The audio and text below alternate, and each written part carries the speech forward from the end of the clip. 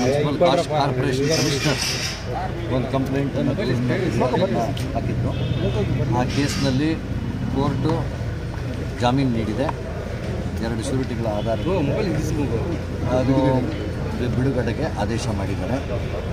ಆದ್ದರಿಂದ ಬಹುಶಃ ಇದು ಅನೇಕ ದಿನಗಳಿಂದ ಈ ಪ್ರಕರಣ ನಡೀತಾ ಇತ್ತು.